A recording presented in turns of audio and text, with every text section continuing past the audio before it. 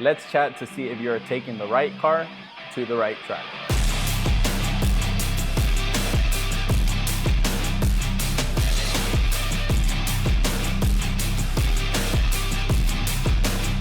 Once upon a time, I had the same mentality as many people around me. When I looked at a smaller track like Eagles Canyon Raceway, Barber, Motorsports Ranch Crescent, I always thought to myself, this is a perfect track for a GT4. Since these tracks didn't have long straightaways like COTA, I always categorized them as momentum tracks where a lower horsepower car could shine. When I say momentum track, in my mind is me pounding laps at one of my favorite tracks ever, Barber Motorsports Park. This track is 2.38 miles in length, and if you look at the map, it would seem this is a track where the playing field is more even between a high horsepower car and a slower momentum car. In one of our GT3s, the highest speeds we see is about 130 miles per hour. Now, 130 is quick, but just so we're on the same page, we see top speeds close to 160 at VIR, 155 at COTA consistently. Last year, we attended this track in two separate instances. For the first event, I drove our 992 GT3 on 19-inch wheels and Hoosier R7s. This was midway the spring season, so the weather wasn't terrible, and I was in pursuit of going low 30s. Let's see what I was able to run.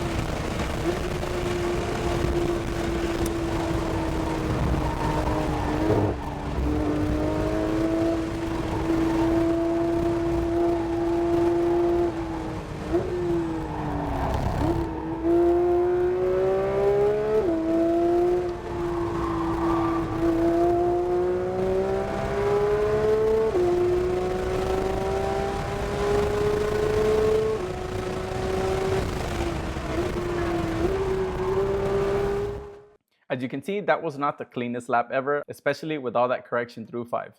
Could have probably dug into the 30s, but we will have to wait until the next time with that car. Our second outing to Barber that year was early July, so you can only imagine how hot it was at the track. I was excited to pocket more laps at this track, and the car left for me to drive was the GT2 RS. The reason it was the only car left is because most of the crew stays away from it, as the GT2 usually equals trouble. So, boom! Before even doing laps in the car, I already had the mentality that this was not the correct car for this track. Little did I know how amazing driving a high grip, high horsepower car at one of these tracks would be. Let's check out my flyer in this car.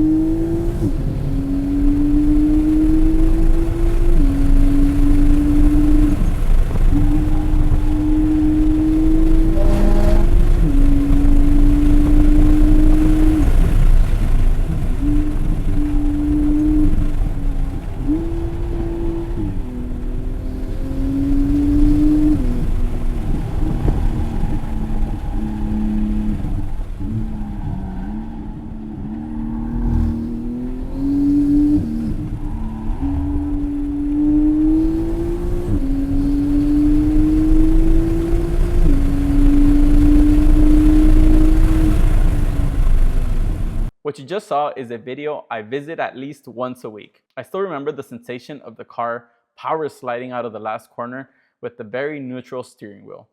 This Sunday morning session, I was able to go sub 30 and kept shaving off lap time as the session progressed. I would go for a hot lap, run a 129.8, next hot lap was a 129.4, then eventually became stuck in the 129.0s. Lap 15 is when I decided to be a bit more brave over the crest after turn 12, and that lap I was able to click off the lap you just saw, a 128.91. Man, was I happy. You can see it on the onboard. So I basically, after doing 15 laps, I said, what's the highest risk corner? And I sent it through there. And that's how I found 3/10 or 2/10. I listened to myself. Sabina. No, but you can see the video, I almost went off. Let's quickly compare these two laps and find out why the GT2 did so well at this track. Do note, both of these cars are on the same wheel and tire setups. First thing we're gonna get to is I'm gonna try to get our max mile an hour before 1. So here on the left-hand side for the 2RS, you see that I am at 135. And on the right side, you see that I am at 128 on the GT3. So GT2 RS has more dig out of the corner, and it carries all that straight all the way through. Carries that mile an hour all the way through. Next, we're gonna move to the apex mile an hour at 1. And if you look at the left, I'm at 90 on the 2RS, and I'm at 84 in the GT3. So in 2RS, I'm able to keep the speed in. Like I said, I think I had different confidence levels between these two cars. I just felt one with that GT2. We had just made some bar changes, so the car just felt super good. So now let's go to track out. So I'm gonna use this concrete patch on the right. At the end, you see the GT3 on the right. It's at 96. And GT2 RS here at the end is at around 95. So corner out, the GT2 makes up some space, or makes up some ground on the GT2 RS. So I had a little bit of traffic in the GT3. The next place that we're gonna move to is the start of the right curbing, this right here on the right. GT2 RS is at 66. But you can see how much further ahead it is already. GT3 is at 63. So just in that little section, you can see the GT2 RS clawed a decent amount. Next, we're gonna move to the track out over here on the left side, and we'll probably find mile an hours at the end, or we'll look at mile an hours at the end of this concrete apron. GT2 on the left, 91. GT3 RS right here, 91 as well. Now let's go to the crest. This one's gonna be the crest, and I'm gonna do it almost where I feel like it's at the end of the crest. It's gonna be right here, 107. And then the GT3 on the right is gonna be at the end, 104. So it's 107, 104, 3 mile an hour. That's gonna go all the way to the braking zone. Now let's move to the braking zone before we. So the GT2 kind of stays at 130. And on the right, the GT3 is able to get to 126. So 3 mile an hour off the corner translated to about 4, right? Because it kept on gaining speed, obviously because it has a little bit of extra horsepower. We're gonna move to that apex. So I'm gonna put the GT2 RS at the apex. The GT2 right now is over here. And we are barely what, 5, and this is turn 5, so we're barely 5 turns away. Through the carousel, you could probably see where the GT2 RS already had like 2 car lengths. So it has a little bit more than that here. Let's look at apex speeds. I'm gonna go back on the 2RS. There's this little road here on the left, and that will show on both of our videos, and I want to just see the mile an hour through there. The GT2 RS on the left side is at 44. The GT3, I would think, has a little bit more. Yeah, so it's at 49. It's at 49, but man, the GT2 RS would literally already be at this track out. So let's look at the end of this track out. Here, GT2 RS, 77. End of the track out here. 79. So since the GT3 was carrying more speed at that little concrete patch, it's carrying more speed on the way out, but I guarantee you B max or the next mile an hour should be higher still on the 2RS just because it claws that back. And I'm gonna have to go to a marker, or let's go to V max. GT2 RS was 131. Yeah, and on the right, GT3 was 127. So a little bit smaller gap. On these cars, the GT3 horsepower is, I think it's rated at 500. GT2 is rated at 700. But I think the big importance is going to be the torque numbers. The GT3 probably has high 300s in torque, maybe low 400s. And the GT2 RS is probably, should be above 500 for the torque since it has 700 horse. And that torque is kind of just gonna, that's kind of what destroys tires, but it's what gets you off the line.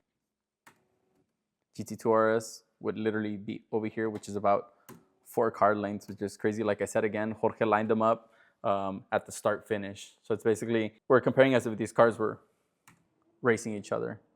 I want to check the apex speed of the GT2 RS on the left at 7, and it is 80. The GT3 still a ways away, but should claw back a little bit, at least in this section. Midway is right about at 80. Let's go to this first S on the left. I want to try to put it in the middle section, 82. Man, an eternity later. Middle section, 72. So I'm actually braver through the middle of the S's in the GT2 RS. Next thing I'm going to do is I'm going to check the speeds at track out here. So at track out, the GT2 RS is at 70. Then, yep, GT3 is at 70 as well. This is one of the hardest parts too about driving two completely different cars, is that you kind of get used to like how much power, how much grip the other car has. So you kind of start driving one car like the other. So it's, every time you hop into one of these cars, you kind of have to have the mentality of extracting the most out of each car without driving it like the other car. But then again, they're so similar but different. I don't know if that got you guys anywhere, but it makes sense in my mind. So I'm going to go to VMAX. Or let's go to the mile an hour at the start of this right-hand curbing. The GT2 RS is at 110. And the GT3 on the left is at 106, so that's a 4 mile an hour difference. And remember, they were at the same mile an hour back there. Here is where the biggest difference is going to be. If you look at the 2RS here on the left, I kept throttle almost all the way to the first S, or to the first S, then lifted. And the GT3 on the right, I lifted as I was right to turn in the car. Now I think they would have similar grip through here, so I think that I could take the throttle all the way into the first apex in the GT3, but for some reason that was just not the case. Next, let's move to that second. So at the first apex, let's just compare at the first apex. The speed should be way different here. So that's, I'm just gonna say at the end of the curbing, 121. GT2 RS is so far ahead, 121. Then at the end of the curbing here, 105. So 16 mile an hour. That's how much more confident I was in that car. Like I said, I guarantee you I could have kept throttle in the GT3, but for some reason I just didn't. At the track out, let's see at the end of this concrete track out to see where the mile an hours are, because I used a lot on the RS, so 112. But I'm wide open on the GT3, so it might be close. Yeah, GT3 at 112. So I hustled the GT2 RS and gathered it on the way out, and I was slow in the GT3 in, but gathered it, but powered on the way out. So just two different ways to approach a corner. If we had V-Box in both of them, I could tell you exactly what that delta split is. Right now we could just see how much one gained on the other. And I'm just gonna stop the car here. Okay, let me stop it at the 4 marker. So you see that marker here, right here? That marker here is over here. That marker is over here. So what is that, like 5 car lanes? That's a gap. That's 2 school buses, what drag racers would say. That's wild. So the GT2 RS just chooches on the way in. Let's look at max speeds, but they're going to be similar, right? It's probably going to be that same 3-4 mile an hour that we've been seeing consistently different. GT2 RS on the left, 130. And GT3 on the right is probably going to hit like 124, 126. 127, 128. Oh, I was a little bit braver here. So yeah, 2 mile an hour They exited the same, 2 miles an hour on top. Next. Apex speed, end of apex on the left, 97. I'm hoping it's going to be a little bit higher in the GT3, but let's see. 97.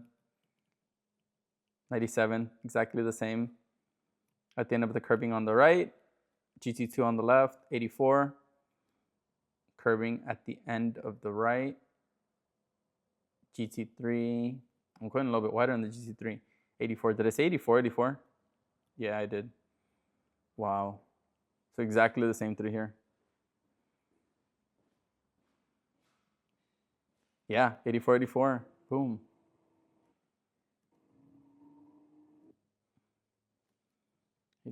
Let's go to the end of the curbing. Is there a place to measure here? Yep. So let's measure to this concrete asphalt here. Concrete asphalt. This end of the concrete here.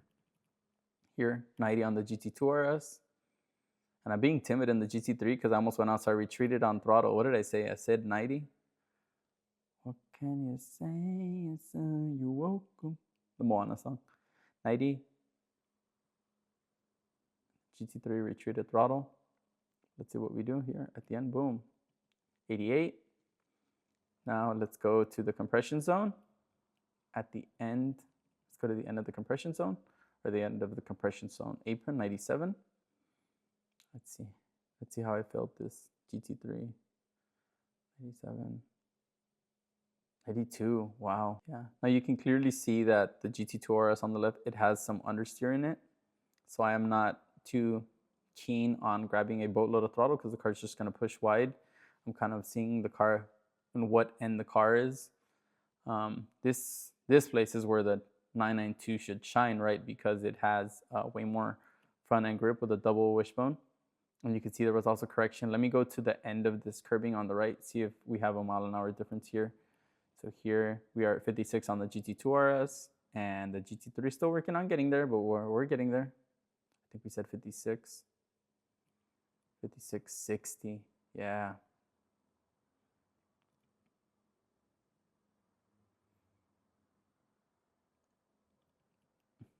Yeah, 56. So 4 mile an hour the GT3 has on it here. Did we check that? We didn't check the max before 14. So let's just go as the car is going wide.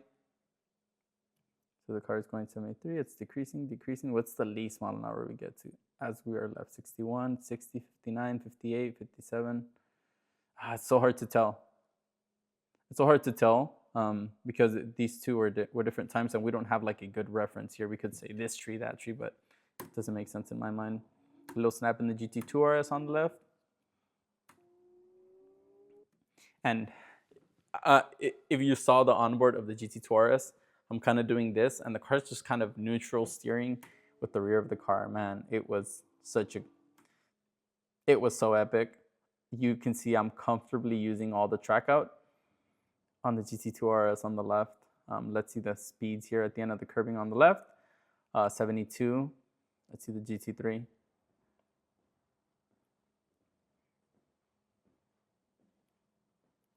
73.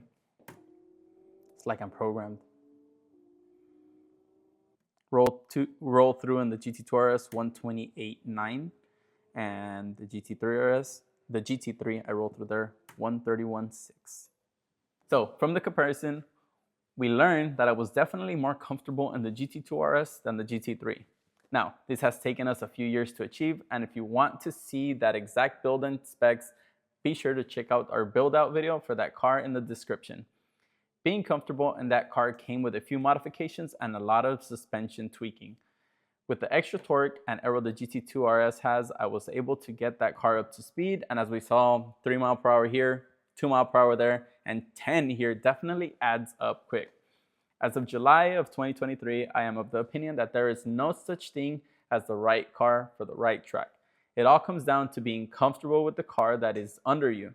Don't get me wrong, each track will have an ideal horsepower to weight ratio car, but for us HPDers, it's simply about having a good time with the machine you showed up with. Now, do note that there is such thing as the right car with the wrong setup. Countless times we see people in fast cars with old and rotted rubber go out and learn to drive. This is plain dangerous. Whether you are on R7s or street tires, realize the right tires are those that suit your needs. Each will have different grip limits, and it's your job to drive them to that threshold and not much past. Besides tires, make sure your car has been looked over mechanically and you should be ready to rip. What I want you to take away from this video is that every car has its strengths and weaknesses, and it's your job to find and exploit those that suit your ride. Go out there, have a great time, and I will see you in the next video.